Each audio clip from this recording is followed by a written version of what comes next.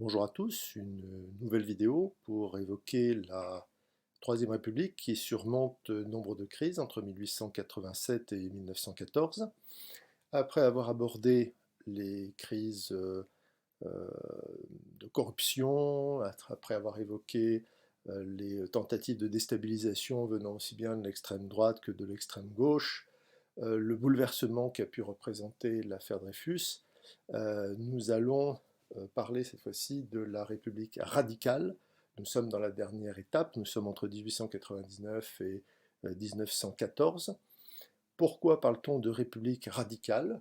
Eh bien, vous avez ici un tableau qui vous indique une partie de la réponse.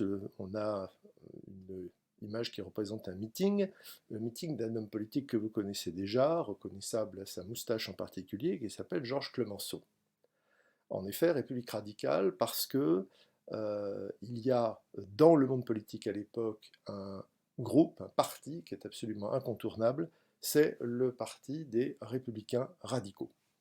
Les radicaux, en effet, sont littéralement, pendant ces années-là, le pivot, sont les pivots de la vie politique. Ils sont très importants. C'est un parti intéressant, ce parti radical, car il a beaucoup évolué. En fait, au départ, les radicaux, d'où leur nom, sont les républicains radicaux, ceux qui sont le plus à gauche, ceux qui veulent aller le plus loin dans les réformes. C'est même un parti de contestation sociale, et ils vont évoluer euh, à la fin du XIXe siècle, dans l'époque que nous sommes en train d'aborder. Il évolue vers un parti centriste, un parti de gestion modérée. Donc il change assez profondément. C'était également un parti principalement urbain et il devient un parti implanté nationalement, localement. Il attire les paysans notamment parce que il est modéré dans ses positions. Il attire aussi les classes moyennes parce c'est un parti démocratique, c'est un parti républicain. Alors, est-il à l'époque qui nous intéresse toujours à gauche? Alors ils sont l'aile gauche des républicains, très clairement. Maintenant, attention, ils sont très modérés au plan économique et social, ce sont très loin d'être des révolutionnaires. Et il y a là un point de rupture avec les socialistes. Euh, et en fait, ce qui fait qu'ils sont encore à gauche et ce qui fait leur unité, c'est leur anticléricalisme. Donc ça, une caractéristique du Parti radical, c'est l'anticléricalisme qui a été encore renforcé par l'expérience du boulangisme, par l'expérience de l'antidreyfusisme, dans lesquels l'Église catholique a joué un grand rôle.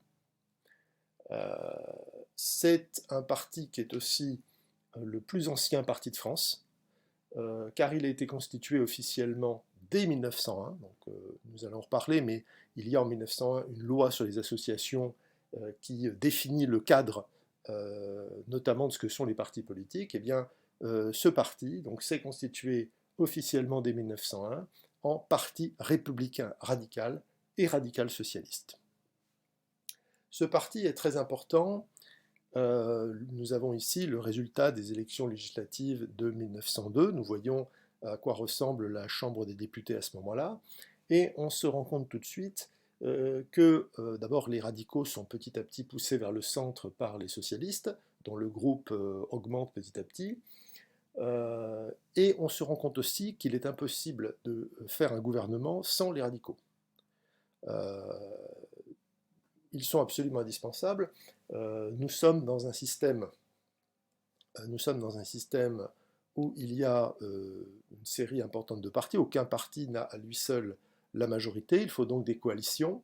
Alors on va le voir encore mieux ici avec la composition plus précise de la Chambre des députés. Nous avons ici les différents groupes parlementaires. Et on se rend compte tout de suite qu'aucun parti n'a la majorité absolue, aucun parti ne peut à lui seul constituer un gouvernement, il faut donc des coalitions. Ce qui d'ailleurs pose problème parce que ça entraîne une grande instabilité gouvernementale. Entre 1909 et 1914, il y a tout de même 11 gouvernements. Et les gouvernements sont généralement très éphémères, à l'exception de 3 gouvernements qui dépassent les 2 ans. C'est vraiment des cas extraordinaires. Vous avez le gouvernement de Waldeck-Rousseau, donc le gouvernement de défense républicaine, qui dure 2 ans et 11 mois. Et vous avez également les gouvernements d'Émile Combes et de Georges Clemenceau, dont nous parlerons, qui ont duré respectivement 2 ans, 7 mois, 2 ans, 8 mois. Donc ces gouvernements sont éphémères, pourquoi? Eh bien parce que ces coalitions peuvent se rompre lorsqu'un désaccord important survient. Ça donne d'ailleurs une impression de crise politique permanente, ça donne une impression de faiblesse, ça donne une impression de ne pas être gouverné, que d'ailleurs vont exploiter les antiparlementaristes. Mais en réalité, il y a quand même une stabilité qui vient d'abord de la haute fonction publique, qui est très stable. Donc dans les ministères, le personnel change peu et ils assurent la continuité. Et d'autre part, si les gouvernements changent souvent, les mêmes hommes sont aux affaires, les mêmes noms reviennent souvent. Vous connaissez déjà le cas de Jules Ferry, qui a été ministre en particulier de l'instruction publique et des beaux-arts pendant de nombreuses années.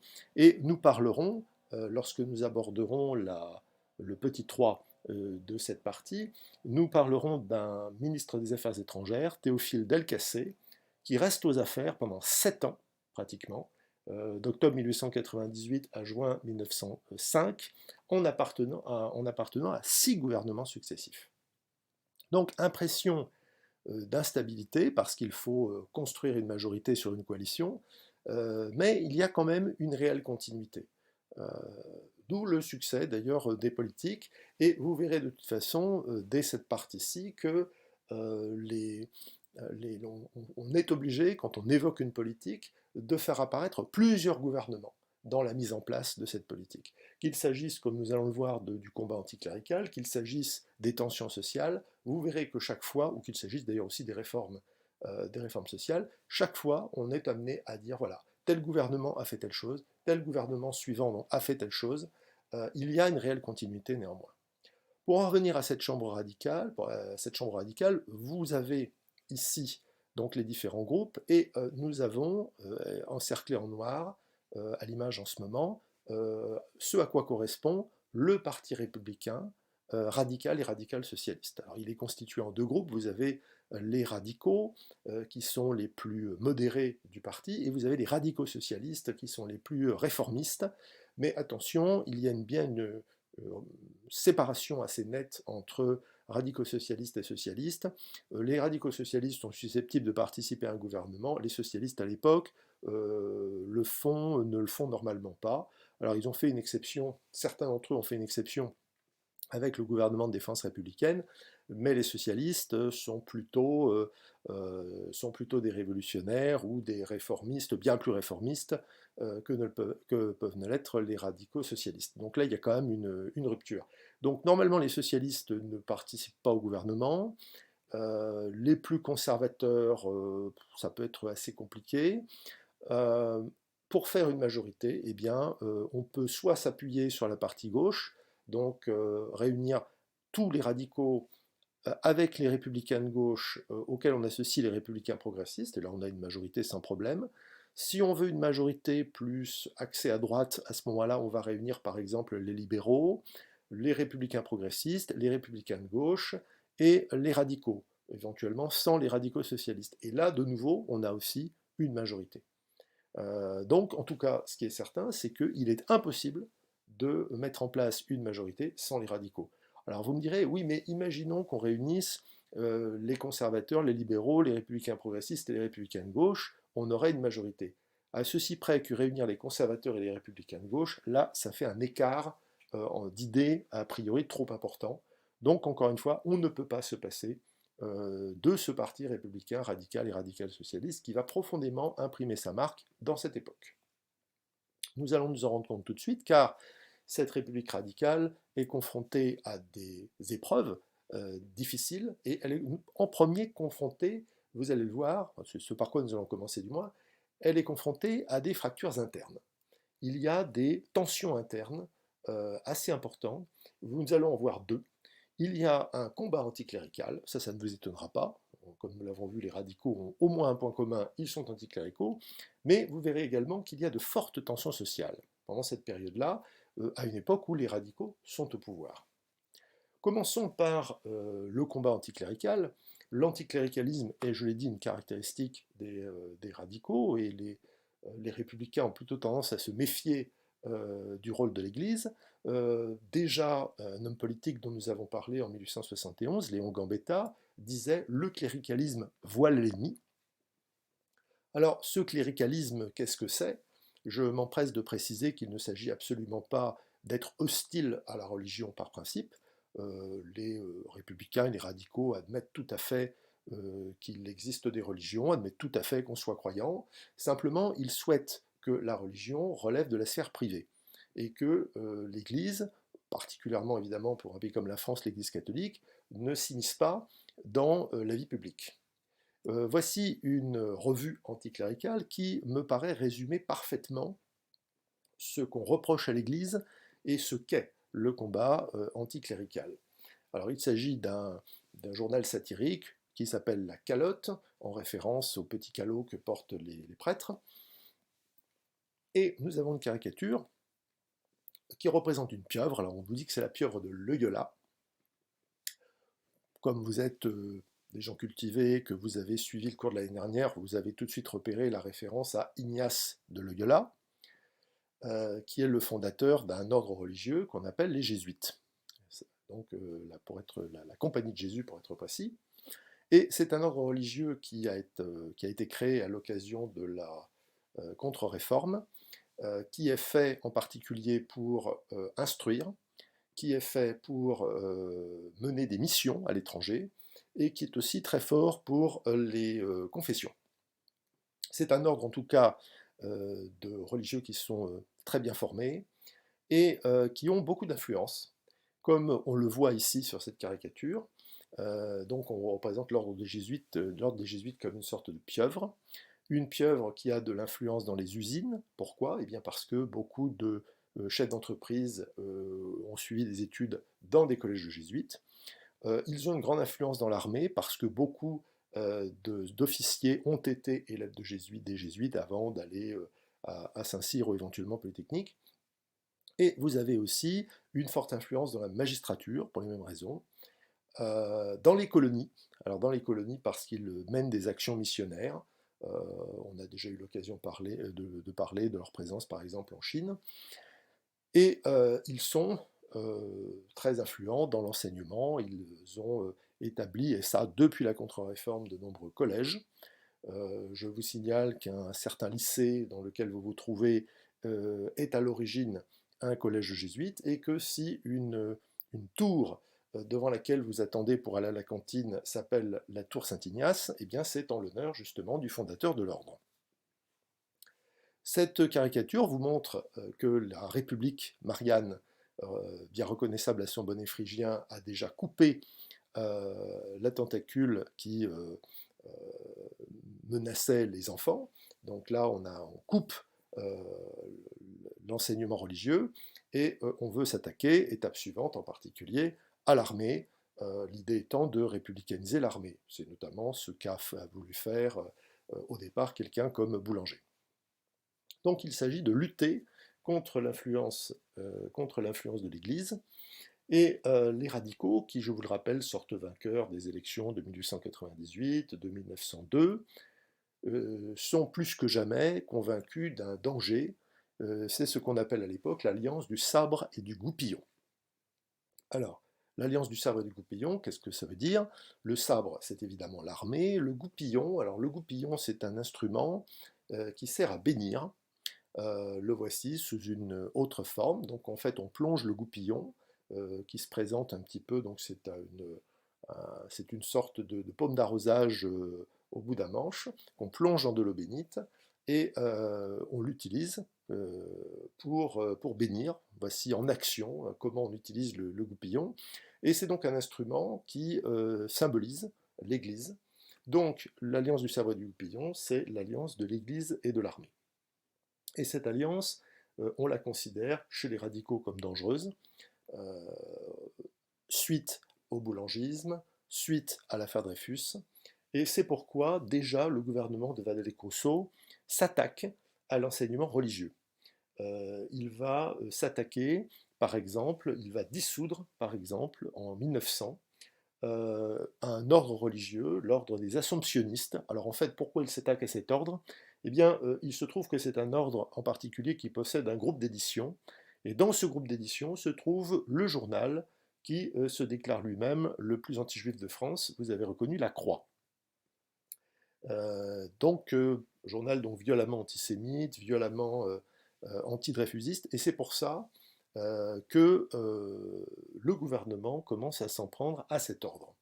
Et c'est aussi pour ça que le gouvernement de Waldeck-Rousseau fait voter la loi du 2 juillet 1901. Alors c'est une loi qui est encore en usage aujourd'hui, c'est la loi qui définit le cadre des associations à but non lucratif, donc on appelle l'association loi de 1901, et il se trouve que c'est une loi qui est connue aujourd'hui parce qu'elle facilite grandement la création d'associations. La procédure est simple. La procédure est simple à une exception près, c'est que les congrégations, donc les ordres religieux, pour être créés, doivent être autorisés par une loi. Alors c'est évidemment assez lourd parce qu'il faut que ça passe au Parlement, et peuvent être dissoutes, donc ces congrégations, par un décret gouvernemental. Donc là, c'est déjà différent. On a une loi donc très libérale pour la plupart des associations, sauf pour les associations religieuses, sauf pour les ordres religieux. Donc là, il faut une loi pour autoriser leur création, et il suffit d'un décret du gouvernement pour les dissoudre. Et cette loi va être utilisée de façon très restrictive par le successeur de Waldeck-Rousseau, j'ai nommé Émile Combes. Émile Combes est quelqu'un qui lutte férocement contre le cléricalisme. C'est quelqu'un qui a été d'ailleurs un ancien séminariste, donc quelqu'un qui était élève prêtre, qui apparemment en a gardé un mauvais souvenir, et quelqu'un qui est représenté, notamment dans les caricatures, comme un véritable dévoreur de prêtres. On le représente ici en Méphistophélès, inspiré par le diable. On le représente ici comme un démon qui fait cuire des prêtres. On le représente ici comme un caïman, comme un reptile qui dévore les corbeaux. Les corbeaux, évidemment, comprenaient les religieux, du fait de leur costume noir. En tout cas, Émile Combes, pourquoi a-t-il cette réputation? Eh bien parce qu'il va chercher à libérer Marianne, donc qui est représentée ici comme Gulliver, qui se libère des Lilliputiens qui sont ici, en particulier des Jésuites.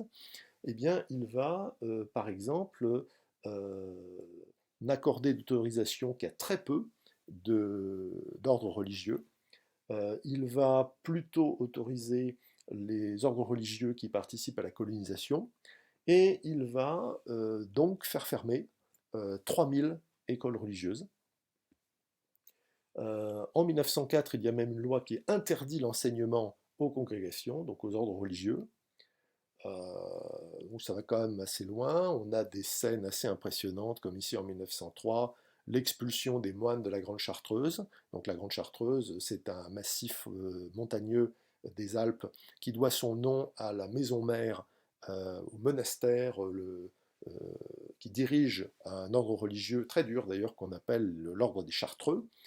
Et on voit ici donc comment l'armée a été mobilisée pour expulser donc, les moines de la Grande Chartreuse. Donc ça, c'est une première étape. Donc on va s'en prendre aux ordres religieux, en particulier aux ordres religieux enseignants. On ferme les écoles religieuses.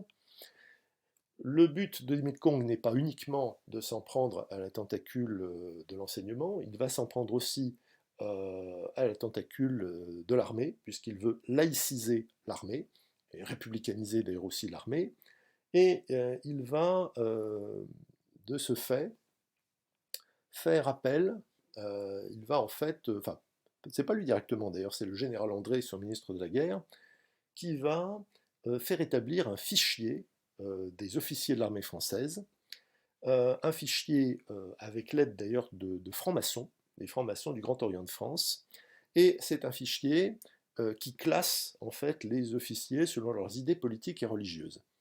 Et la promotion, la montée en grade de ces officiers dépend de leurs notes dans ces fiches. C'est naturellement quelque chose de parfaitement illégal, aussi bien à cette époque-là qu'à la nôtre, et lorsque l'affaire est révélée par le journal Le Figaro, et oui, qui existe déjà, et qui est comme aujourd'hui un journal conservateur, ça va faire un scandale tellement retentissant que le gouvernement Combes ne va guère y survivre. Donc le scandale éclate en octobre 1904 et le gouvernement Combes tombe en janvier 1905. Ces fiches sont réalisées de la façon suivante. En fait, vous avez deux listes, la liste de Carthage et la liste de Corinthe. Alors bon, les photos ici ne sont pas excellentes, on va passer à une transcription, ça sera quand même beaucoup plus facile de s'y retrouver.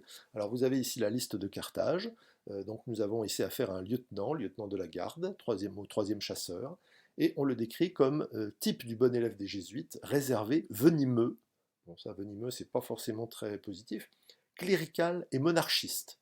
Donc en gros il est élève des jésuites, il est monarchiste, donc évidemment il a 0 comme note, et c'est quelqu'un qui ne doit pas avoir de promotion. Vous avez en revanche ici une fiche qui a une note tout à fait différente, 19. Alors là c'est le lieutenant Boucherie, deuxième chasseur d'Afrique, officier remarquable, surtout au point de vue intellectuel, d'opinion franchement républicaine. Donc là vous voyez, on a bien le affichage par idée politique. Très simple, très droit, pas intrigant, assez intéressant comme type de commentaire, a demandé une place d'instructeur à Saint-Cyr, a toutes les aptitudes à cet emploi. Donc là, vous avez quelqu'un qui a 19. Alors, son nom est souligné en rouge parce que il est franc-maçon. Donc, du coup, forcément, c'est censé être quelqu'un de bien. Ça, c'est encore une fois parfaitement illégal et ça a provoqué un scandale retentissant. Pour l'anecdote, il s'avère qu'un officier a été victime de ce fichage, un certain Philippe Pétain, qui allait notamment à la messe. Et Philippe Pétain en a gardé une rancune tenace contre les francs-maçons, rancune tenace qu'il va pouvoir exprimer lorsqu'il est au pouvoir pendant l'occupation. Quoi qu'il en soit, avec ces opérations pour le moins offensives contre l'Église catholique, vous vous doutez bien que les relations entre le gouvernement français et le Saint-Siège, à savoir le pape, deviennent absolument exécrables. Et les relations diplomatiques, d'ailleurs, entre les deux gouvernements sont rompues en juillet 1904. C'est le successeur d'Émile Combes. Donc là, encore une fois, on voit les gouvernements qui tombent, même si là, nous avons eu affaire à un des plus longs gouvernements. C'est le successeur d'Émile Combes, qui s'appelle Aristide Briand, qui va devoir qui va faire voter la loi de séparation de l'Église et de l'État, ici caricaturé. Donc vous avez, on coupe le lien qui unit Marianne avec un prêtre ou avec le pape. Donc séparation de l'Église et de l'État. Donc c'est une loi promulguée le 9 décembre 1905. Que prévoit cette loi? Eh bien, il est dit que la République assure la liberté de conscience. Elle garantit le libre exercice des cultes sous les seules restrictions édictées ci-après dans l'intérêt de l'ordre public. Donc autrement dit, on réaffirme clairement la liberté d'opinion et notamment la liberté d'opinion religieuse. La liberté du culte religieux est assurée à condition qu'il ne trouble pas l'ordre public. C'est la seule limite. Il est précisé que la République, et ça c'est vraiment le cœur de la loi de séparation, la République ne reconnaît, ne salarie ni ne subventionne aucun culte. En conséquence, à partir du 1er janvier qui suivra la promulgation de la présente loi, donc ça démarre en 1906, seront supprimées du budget de l'État, des départements et des communes toutes dépenses relatives à l'exercice des cultes. Pourront toutefois être inscrits au dit budget les dépenses relatives à des services d'aumônerie et destinées à assurer le libre exercice des cultes dans des établissements publics tels que lycées, collèges, écoles, hospices, asiles et prisons. Et on peut rajouter aussi que vous avez des aumôniers militaires. Donc la situation en quoi change-t-elle? Depuis 1804 notamment, puisqu'il y avait donc un concordat signé avec le pape, l'Église est religion, enfin le catholicisme est religion d'État, et l'Église est payée par l'État. Les prêtres, évêques, archevêques sont payés par l'État, les bâtiments du culte sont entretenus par l'État. En contrepartie, l'État a un droit de regard sur la nomination des évêques et archevêques. Eh bien, tout ça prend fin. La République ne finance plus. Donc maintenant, c'est l'argent, c'est tout simplement l'argent que vont donner les fidèles qui permettra de payer le clergé. L'État garde un rôle dans l'entretien des bâtiments religieux quand il s'agit notamment des cathédrales considérées comme biens patrimoniaux, comme biens culturels et artistiques. Vous avez également, on le voit, un rôle qui persiste notamment pour les aumôneries. Pour l'anecdote, il y a une partie de l'actuel territoire français où ne s'applique pas encore aujourd'hui la loi de 1905, c'est l'Alsace et la Moselle, qui à l'époque ne sont pas des territoires français et qui par conséquent ne sont pas, toujours pas aujourd'hui, concernés par cette loi. On termine en précisant que les édifices servant à l'exercice public d'un culte, ainsi que les objets mobiliers les garnissant, seront laissés gratuitement à la disposition des établissements publics du culte, puis des associations appelées à les remplacer. Donc en gros, l'idée, c'est que, pour prendre l'exemple catholique, les églises et tout ce qu'elles contiennent vont être laissées à la disposition d'associations de fidèles catholiques qui seront chargés de gérer ces bâtiments et le culte lui-même.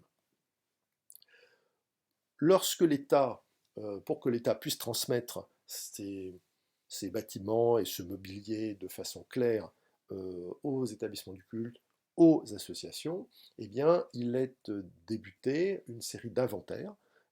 Donc, c'est-à-dire qu'on va visiter intégralement les bâtiments religieux, on fait l'inventaire de ce qu'ils contiennent, et ça permet, donc en somme, c'est comme quand, par exemple, on change de locataire dans un appartement, eh bien, le locataire qui s'en va, euh, euh, lorsque le locataire s'en va, on procède à l'état des lieux, on fait l'inventaire, on regarde dans quel état est le bâtiment et dans quel état est l'appartement avant de le laisser à un nouveau. Comme ça, on sait exactement dans quel état étaient les lieux lorsque le changement s'est produit. Eh bien, c'est ce que l'État souhaite faire. Donc, on lance des inventaires des biens avant leur remise, et ces inventaires vont devoir être interrompus parce qu'ils ont provoqué des tensions et des violences, pas partout en France, mais on a dans certaines régions des violences importantes. Vous pouvez constater qu'il y en a notamment dans le nord. Il y a des incidents isolés également dans le Pas-de-Calais, mais on a surtout des affrontements violents dans l'ouest. Et là, on retrouve des régions, Bretagne, une partie de la Normandie, la Vendée, qui ont été notamment des régions royalistes en guerre contre la Révolution française. Vous voyez, ça fait remonter à la surface des vieux souvenirs. Vous avez des scènes assez surréalistes, comme ici par exemple dans les Pyrénées, où la population a fait venir des montreurs d'ours pour protéger l'entrée de l'église et pour empêcher donc les gendarmes d'y rentrer pour que l'inventaire ait lieu. Ici, vous avez une église de Haute-Loire où on voit là, les forces de l'ordre qui brisent la porte pour pouvoir entrer, et on voit que derrière ont été empilés des monceaux de chaises. Même spectacle à l'église Sainte-Clotilde à Paris. Donc les fidèles font un cordon de protection devant le chœur, empêchant les forces de l'ordre de rentrer et d'inventorier. Pour vous donner un exemple très concret et proche de nous, incident à Hasbrook le 7 mars 1906, donc signalé par le sous-préfet, très urgent, homme tué hier matin, a reçu balle dans le cœur, mort instantanée, autopsie pratiquée aujourd'hui révèle calibre balle et fera connaître si balle revolver civil ou militaire. Parquet a prescrit instruction pour tentative meurtre sur percepteur par manifestant, pour homicide par inconnu. Donc là, vous avez le commissaire police Bayeul déclare qu'irruption soudaine, 200 manifestants armés de croix en fer et de chaises et agression contre percepteurs constituait danger réel. 3 gendarmes se trouvant alors dans l'église et cris de mort étant proférés par manifestants qui jetaient projectiles. Surexcitation extrême gagne commune voisine. Inventaire devait avoir lieu ce matin à 8 h à Bertan, commune distante de 2 km. Détachement prévu par douanier qu'église était fortifiée. Des briques montées dans le clocher pour être jetées aux agents et manifestants armés extérieurs et intérieurs église. Enfin, vous voyez, là, vous avez inventaire commencé à Morbec ce matin sans difficulté et incident. Donc, on peut avoir des communes où ça se passe bien, alors au contraire, vous avez des communes où on a de véritables batailles rangées, dont la presse se fait évidemment l'écho. Alors, le petit journal qui, dans son supplément illustré, qui aime bien les affaires un peu sensationnelles, alors vous décrit un véritable climat de guerre civile. Et bien entendu, vous pensez bien que les journaux anticléricaux, alors là aussi, se déchaînent en évoquant les Apaches en temps sûr. Alors les Apaches, c'est le nom qu'on donne à l'époque aux bandes aux bandes de criminels qui sévissent dans les villes.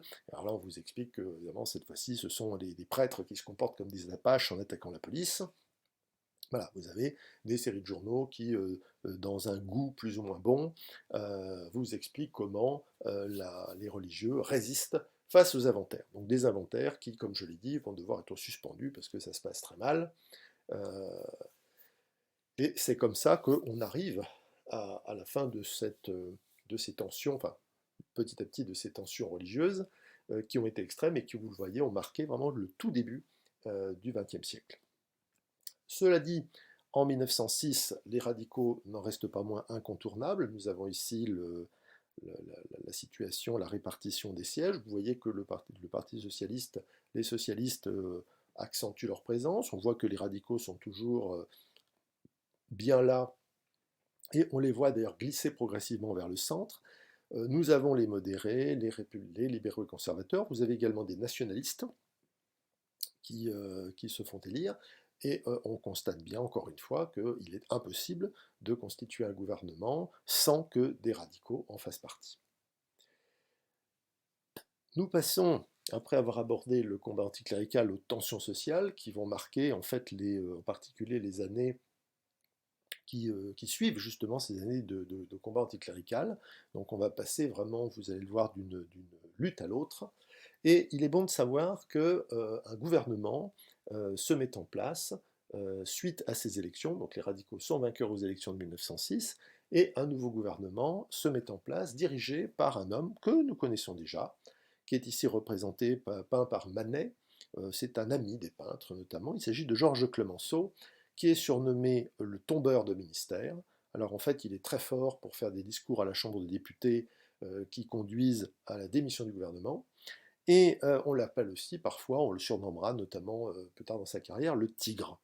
Alors c'est un homme politique qui est redouté parce qu'il a la dent très dure, il a des formules assez terribles. C'est lui, par exemple, qui disait de Boulanger qu'il était mort comme il avait vécu en sous-lieutenant. Il a des formules, comme je le dis, donc féroces, et il est très craint par les hommes politiques pour cela. Il est très craint aussi parce que c'est un homme politique, si on l'insulte ou lorsqu'on se moque de lui, qui peut très vite vous convoquer pour un duel. On sait qu'il est très fort à cet exercice, et c'est pour ça qu'il est craint.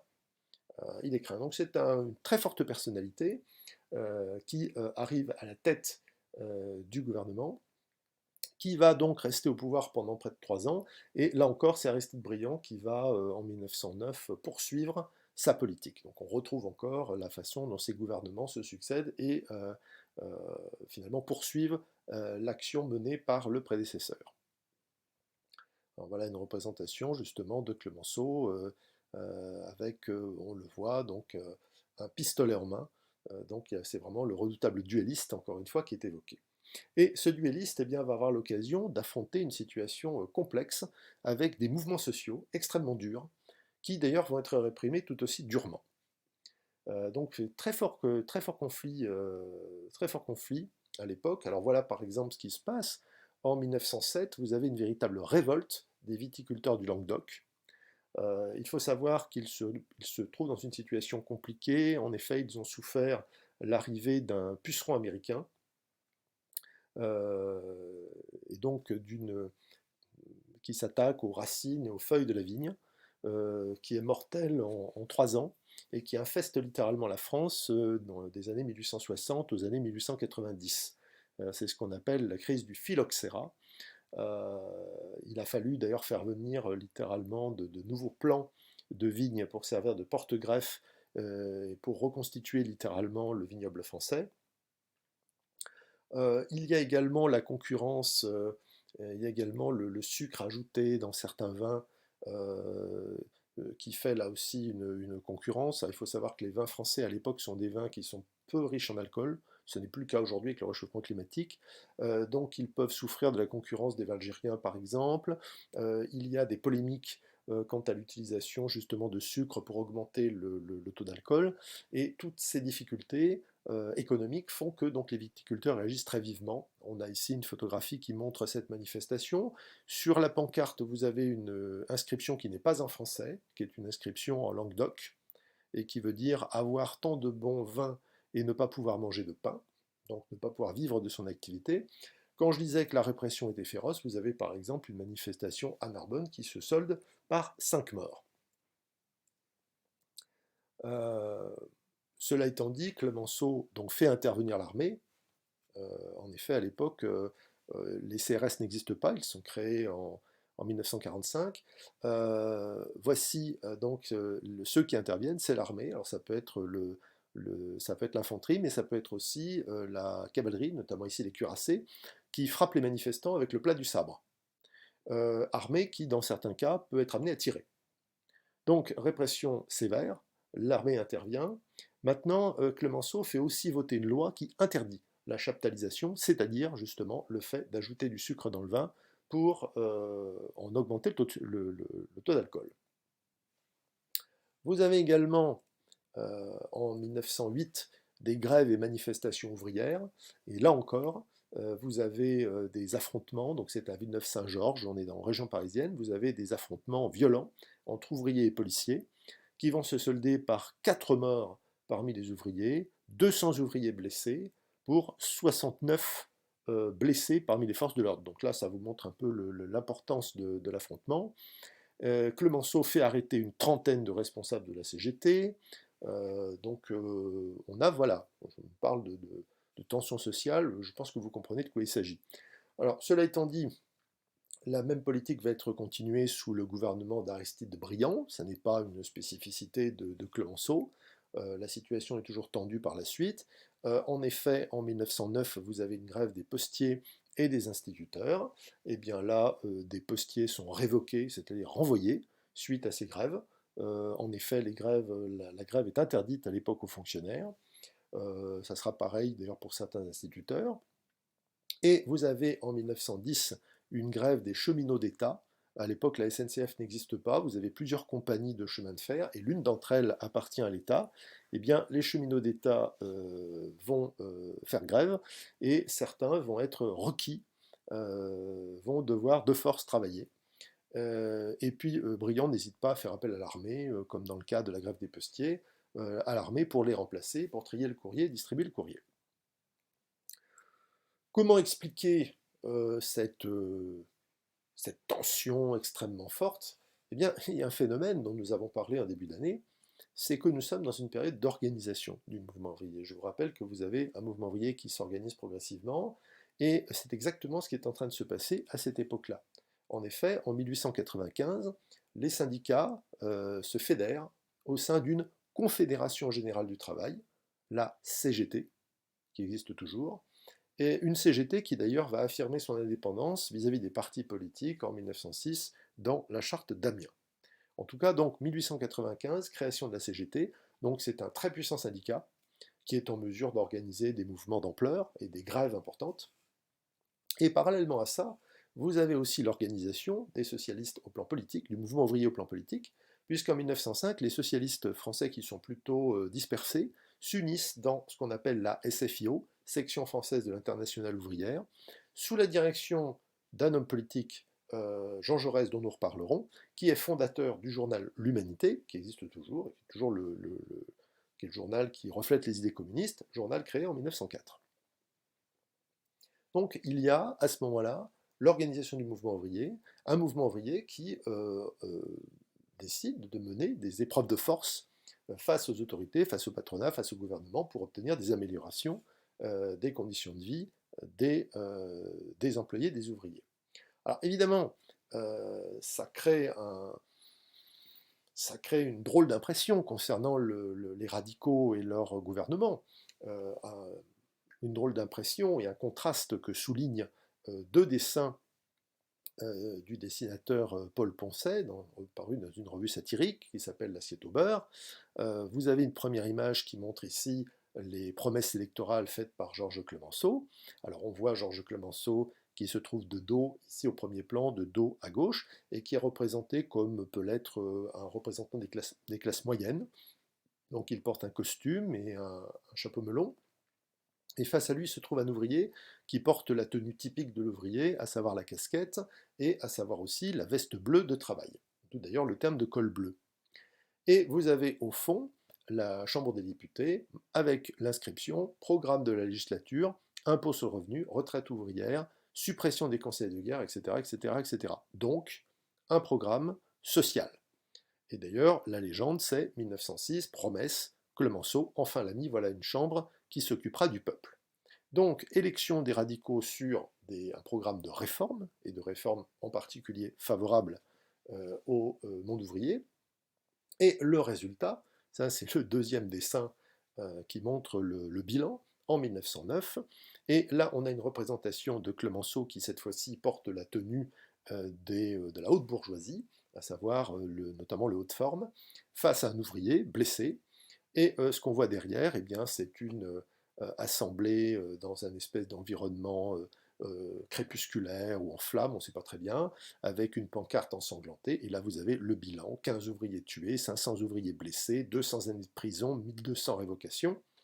Commentaire de Clemenceau, comment Populo tu te plains, mais on ne s'occupe que de toi. Donc il y a vraiment cette idée finalement de radicaux qui se présentent comme des hommes de gauche, avec un programme de gauche, et qui finalement apparaissent comme plus que modérés au plan économique et social, qui n'hésitent pas en fait à réprimer toutes les manifestations ouvrières.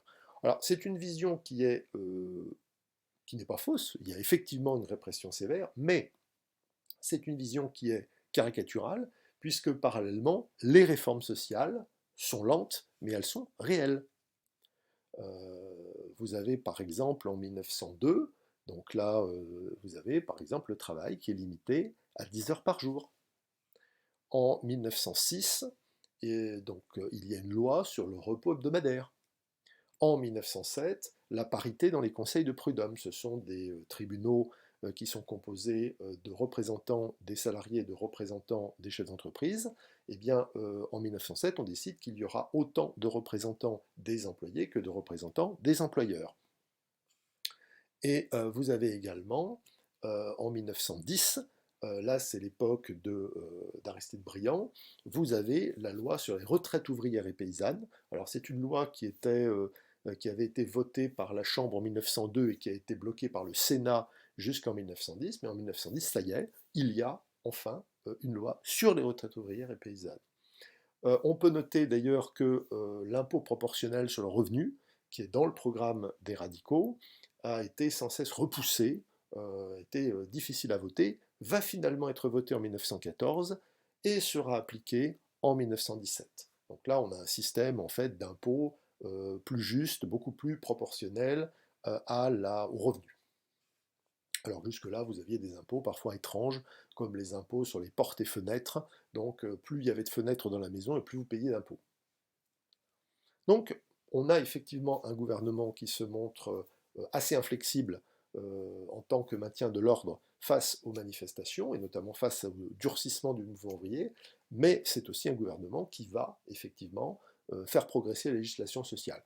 Cela étant dit, c'est effectivement lent et notamment plus tardif, par exemple, que ça ne sera le cas en Allemagne.